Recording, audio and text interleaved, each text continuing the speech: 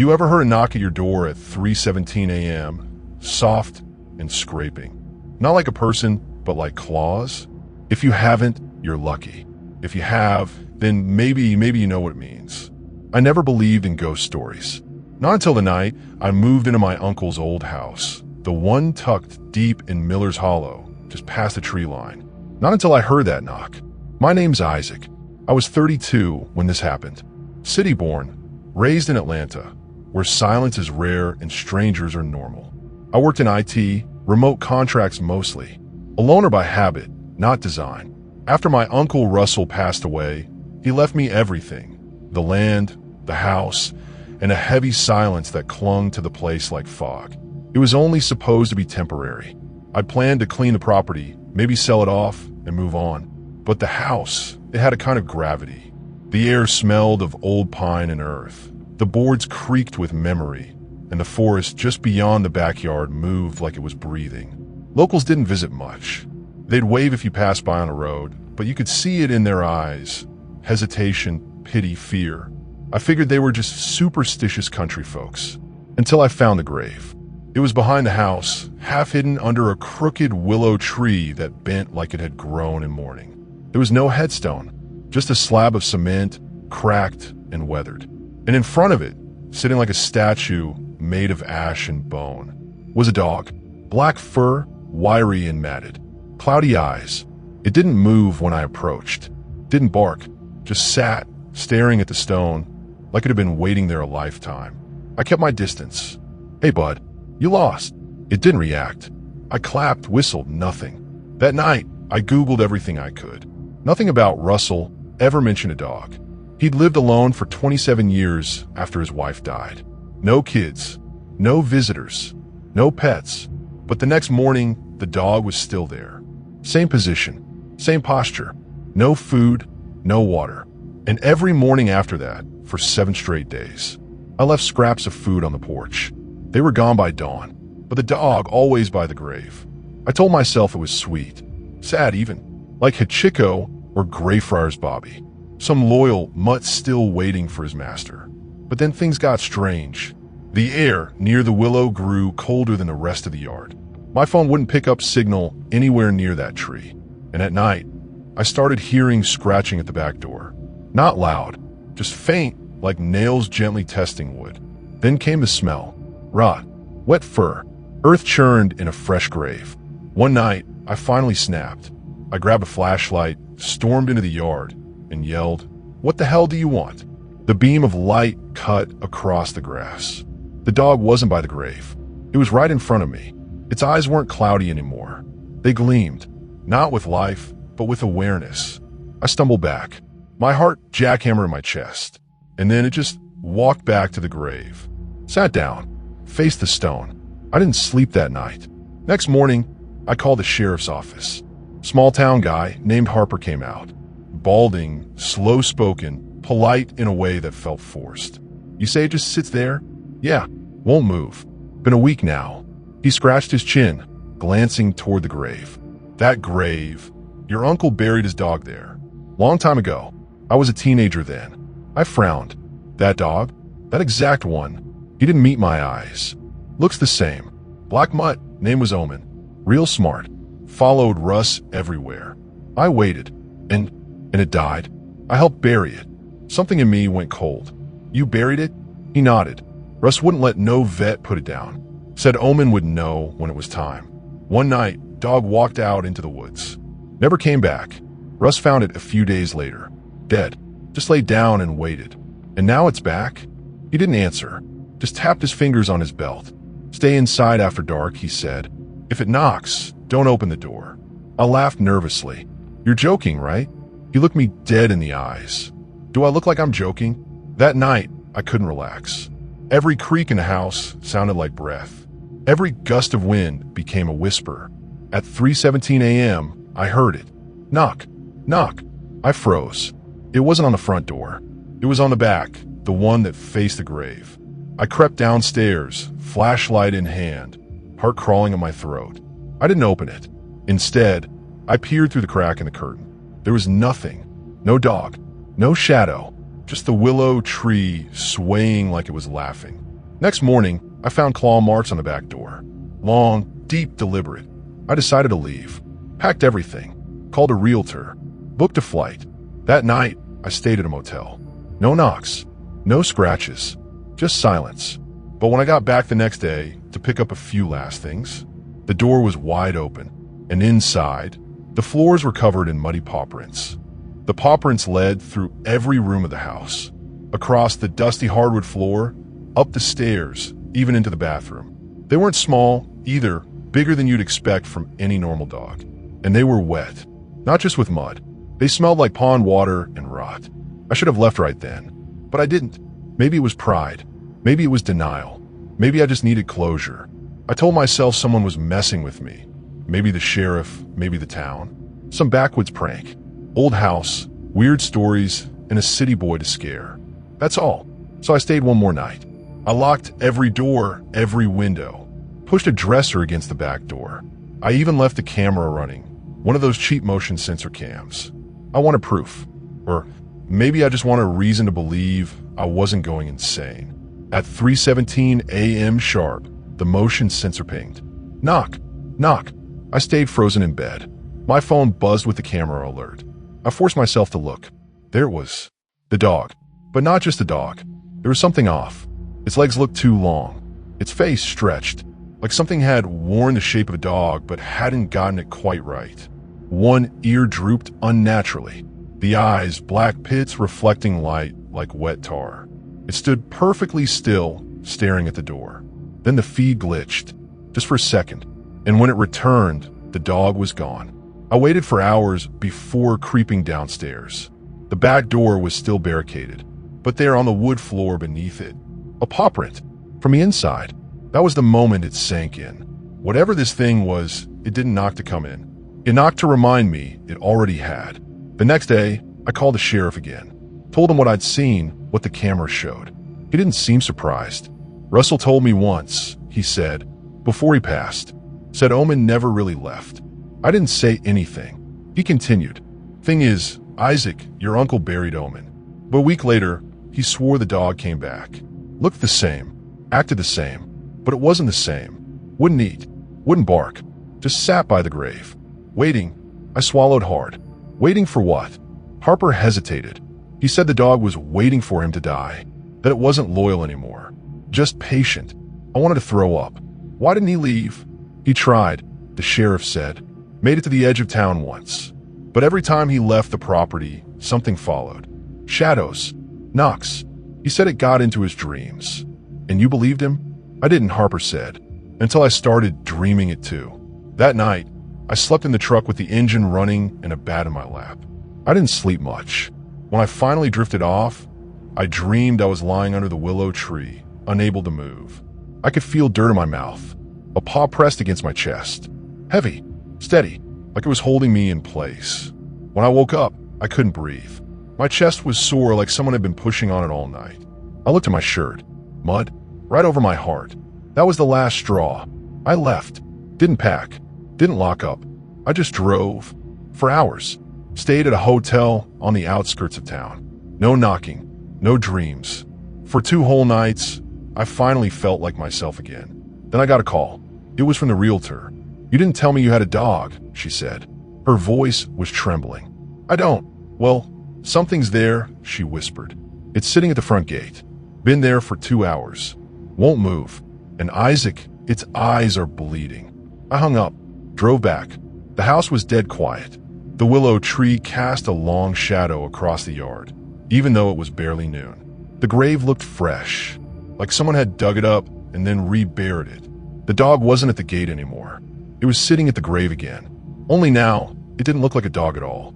Its back was arched, legs stiff, neck twisted slightly, like it had been broken and set wrong. Its mouth hung open long and too wide. No teeth, just black void. I stared.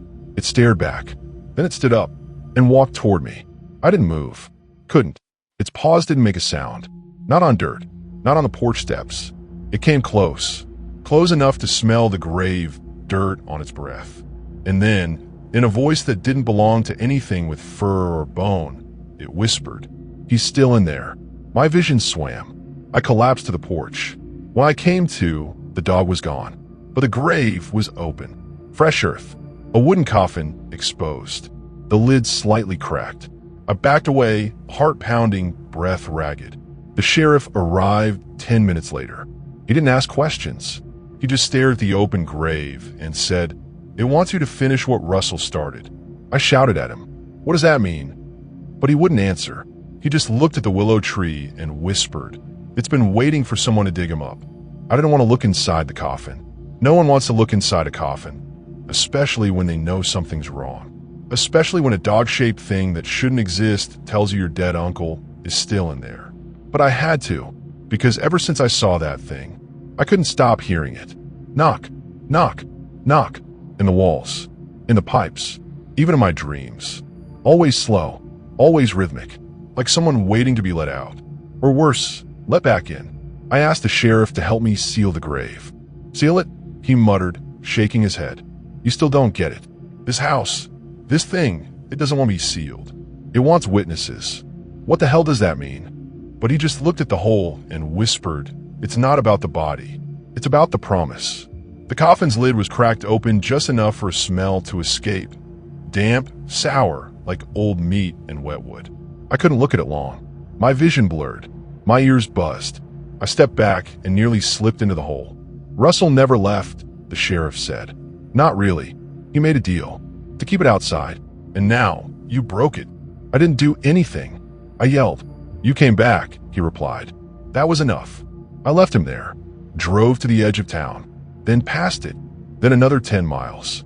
And when I looked in the rearview mirror, I swear I saw a shape following me down the road. Four-legged, limping slightly, head low like it knew where I was going. I didn't stop until I reached a gas station. The girl behind the counter looked maybe 17. She smiled as I came in, but her expression dropped as I got closer. "You from the old Willow property?" she asked. I froze. "Yeah, what?"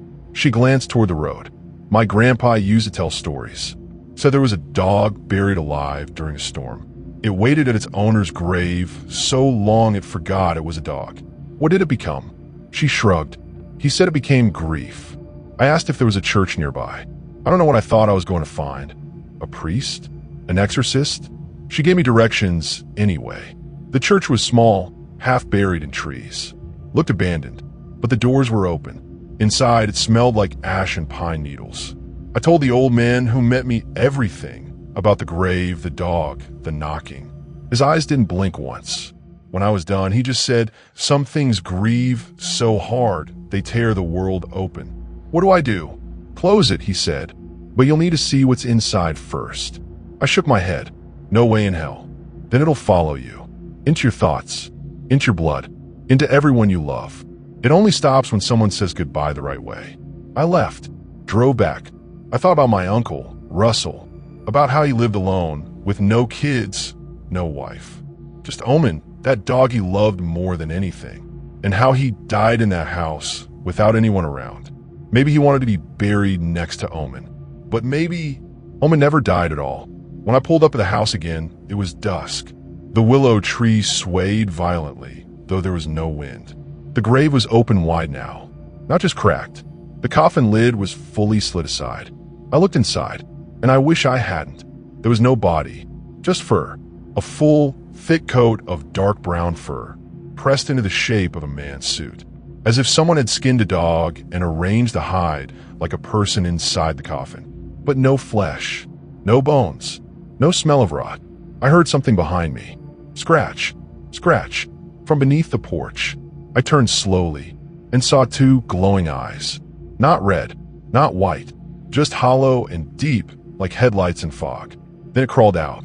It moved wrong, like it had too many joints, or not enough. The fur was patchy, mottled with moss and blood. Its mouth opened, and from deep inside, I heard the voice of my uncle. "You left me here." I stumbled backward. "You let it in," the voice said. And then a whisper, almost kind.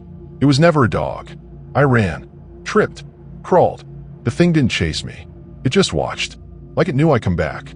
The sheriff was already waiting by my truck. "I told you," he said. "What the hell do I do now?" He looked at the open grave, at the thing standing by the tree. "You don't bury it," he said. "You invite it in. Say goodbye." Then shut the door yourself. I didn't understand, but I went back in the house. It followed, slowly, quietly. Its claws clicked on the floor. In the living room, I lit a candle, sat down, closed my eyes, and spoke. Uncle Russell, I'm sorry. I didn't know what this place was. What meant to you? What became? I forgive you. I'll let you go. Silence. Then a long, slow breath from behind me. The room got warmer. A wet paw pressed against my shoulder. And then, the knocking stopped. The knocking stopped that night. But silence, I learned, doesn't always mean peace.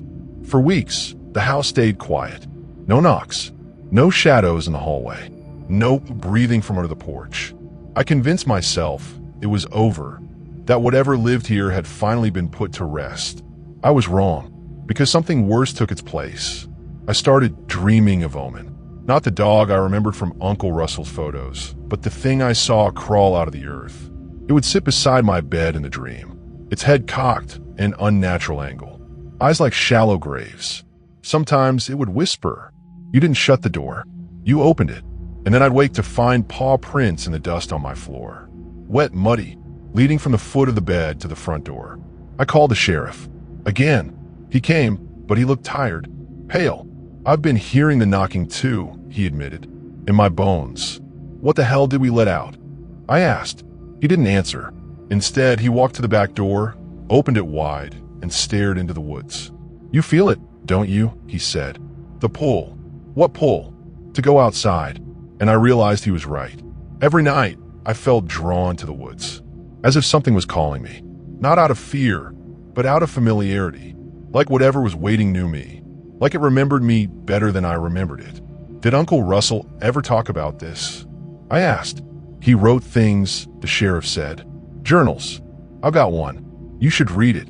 He handed me a small leather notebook, cracked and stained. Inside, the pages were shaking with scribbles, written like they were done by a trembling hand. January 1989. Omen stood outside the grave 3 nights now. He doesn't eat, doesn't blink, just waits. March 1991. I think I made a mistake. He followed me into a dream, told me he wasn't a dog anymore, that the morning made him change. December 1993. He knocks when I sleep. Not to come in, to come out. The last entry was dated the week Uncle Russell died. I didn't bury him. I buried my grief. And now it won't stop growing. I slammed the book shut. Why didn't anyone warn me? I shouted. The sheriff didn't answer. Because he was gone. Vanished. No footprints. No sound of a car leaving. Just gone. I stood alone in the house, book in hand, heart pounding like a second knocking inside my chest. That night, I made the mistake of answering it. I was lying in bed.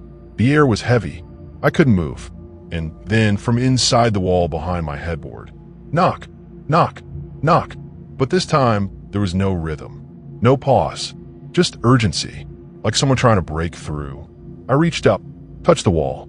It was warm. Then I heard breathing. Not mine, not human. It whispered, "Let me in. I've waited long enough." I bolted upright, ran out the front door barefoot, into the freezing grass, into the dark, into the woods. And I saw him. Russell, not as I remembered him, but as he might have been 30 years younger, smiling. "Don't be afraid," he said. "You're not the first. You won't be the last." "What are you talking about?" He tilted his head. "I didn't die that night. Not really. I just crossed over." "To what?" "To grief," he whispered. "To memory. I am a knocking now. I became what Omen was." My legs buckled. I dropped to the earth, and then he knelt beside me, first sprouting from his fingers. You know what follows grief? I couldn't speak. His face shifted, stretched, elongated, became something with a muzzle and sorrow in its eyes. "Obsession," he said. Then hunger. I screamed, but no sound came out, just cold air.